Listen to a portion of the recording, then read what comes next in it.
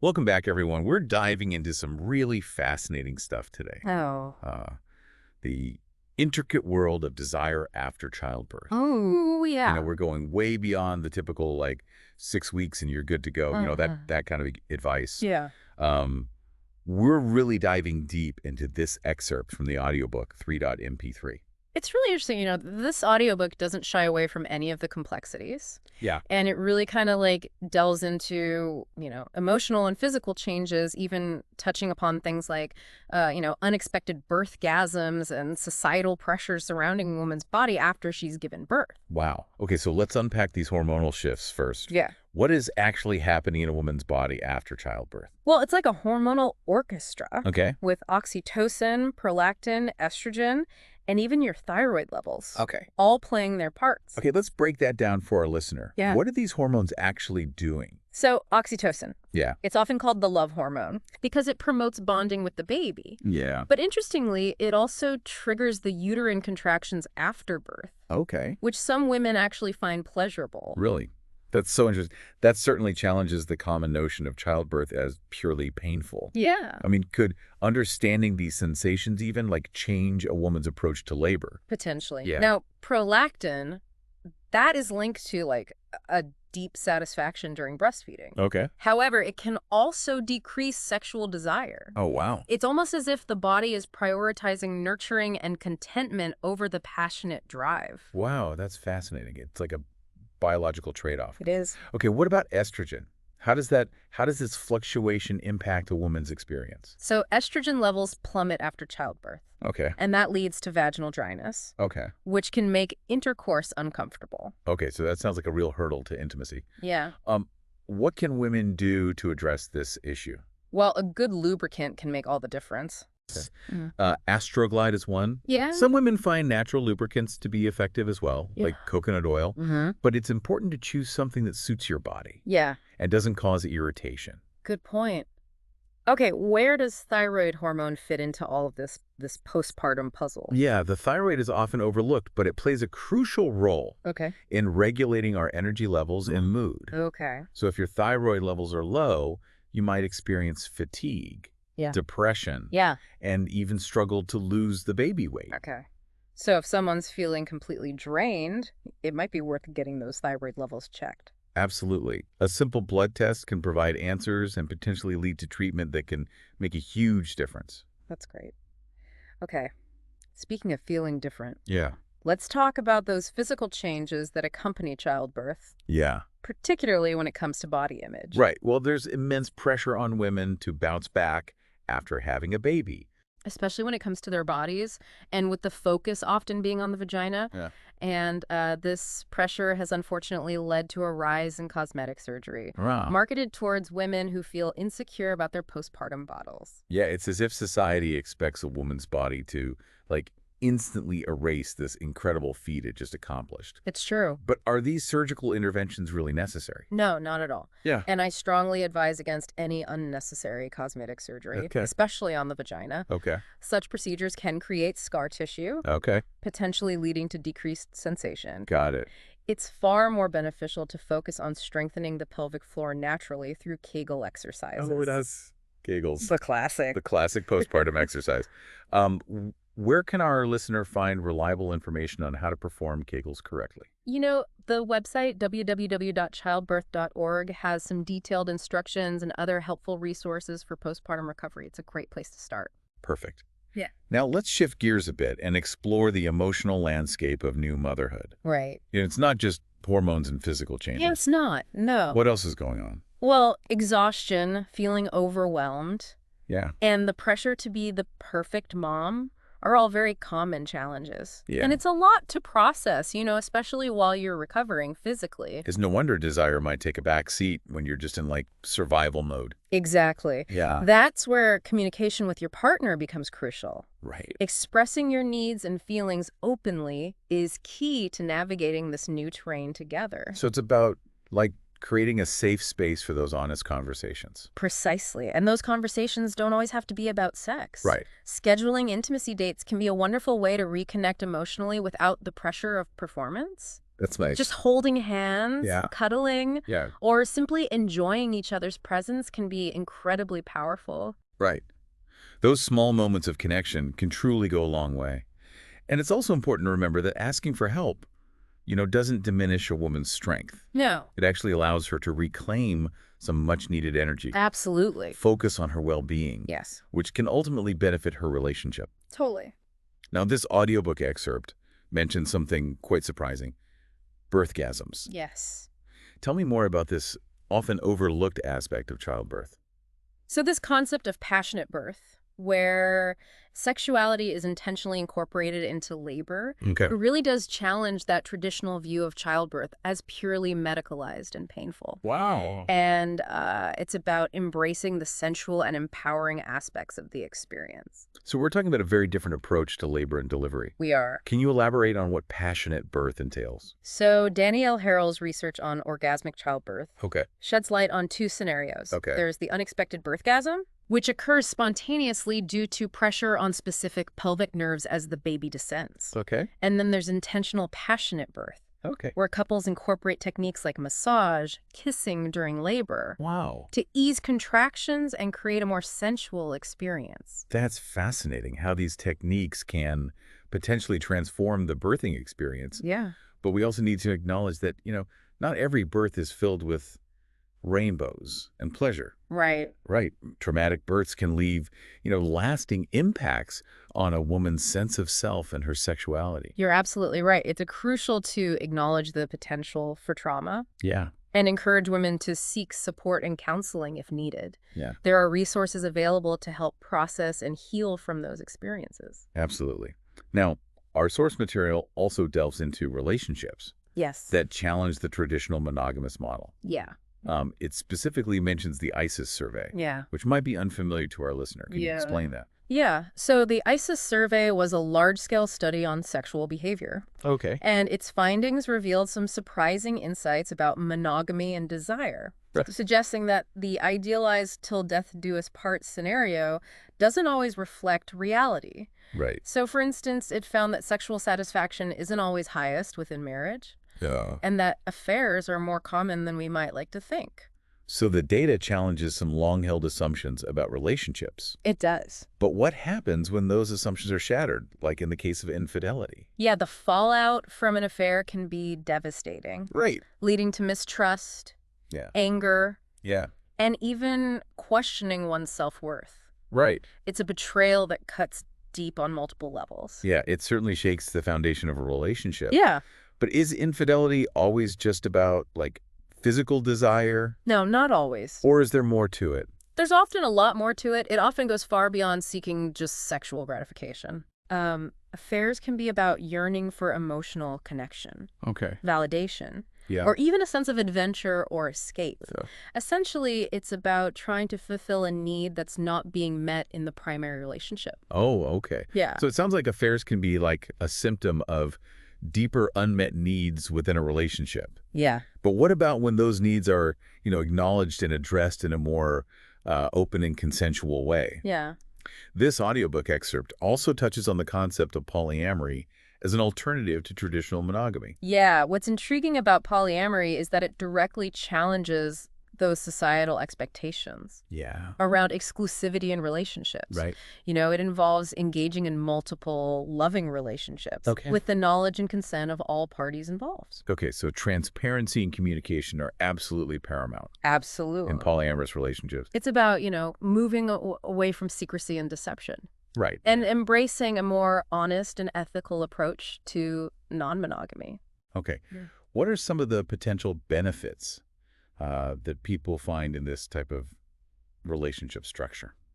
Well, for some, polyamory offers greater freedom of expression, Okay. deeper emotional connections, Yeah. and a more expansive experience of love and intimacy. Oh. It can be about creating a relationship structure Yeah. that truly aligns with your individual needs and desires. Right. But I imagine it also presents unique challenges. It certainly does. Yeah. Polyamory requires a high degree of emotional maturity, Yeah. communication skills, Yeah. and the ability to navigate complex dynamics. Right. It's not a quick fix for relationship issues. Right. And it's not for everyone. That makes sense. It's not about, like, simply having more relationships. Right. It's about, like, consciously creating a relationship style It that is. works for everyone involved. Exactly. Yeah, expanding the possibilities of what a fulfilling relationship can look like. Yeah. Now, let's shift our focus back to sexual orientation and its influence on desire. Okay. The source material goes beyond the traditional binary of gay and straight Yeah. and explores the nuances of bisexuality. What's interesting about bisexuality is that it often challenges societal norms and expectations Hmm. around relationships and sexuality. Even more so than being gay or lesbian. Okay. It disrupts the neat categories Yeah. that people often try to impose. Yeah. It's like it throws a wrench in the either mentality that many people have about attraction. Precisely. Yeah. And, bisexual women often describe a sense of wholeness Okay. and balance in their relationships with Yeah. both men and women, Okay. as if they're able to integrate, Uh-huh. different aspects of themselves and their desires. Yeah. That integration sounds incredibly powerful. It is. It's about embracing the full spectrum of one's attraction Yeah. and finding fulfillment in a way that feels authentic and true to oneself, regardless of societal pressures. The audiobook shares some really compelling stories Yes. from bisexual women who found incredible joy and fulfillment in their relationships. It does. It highlights the power of embracing one's true self Yeah. and creating relationships that honor that authenticity. Yes. It's a powerful reminder that desire is a multifaceted and individual experience. It is. And, there's no one-size-fits-all approach to sexuality or relationships. Absolutely. It's about honoring our unique journeys Yeah. and creating a space for diverse expressions of love and intimacy. One aspect of this audiobook that really struck me was the emphasis on connecting Mm-hmm. sexuality and spirituality. Yeah. It's not a connection that we often hear discussed. It's true. This connection is often overlooked or dismissed. Yeah. But for many women, particularly those who have embarked on a journey of self-discovery Right. and embraced their authentic selves, Yeah. sexuality can be a deeply spiritual experience. So it's about recognizing that our bodies are not separate from our souls, our minds, or our spirits. It's about acknowledging that wholeness Yeah. and understanding that our experiences of desire and intimacy can be infused with a sense of sacredness. The source material even talks about this concept of spiritual sex, Right. where the connection between partners transcends the physical Yeah. and becomes something truly profound. It does. And this goes beyond, just having incredible orgasms. It does. Right. It's about cultivating a deep sense of connection, vulnerability, Yes, shared energy. it is. That can be transformative on a soul level. Yeah. It sounds like a beautiful and powerful experience. It is. But, I imagine this concept might be challenging for some people, particularly those who've been raised with beliefs that separate sexuality It's true. from spirituality. Unlearning those ingrained beliefs. Yeah. And embracing a more holistic view of ourselves. Yeah.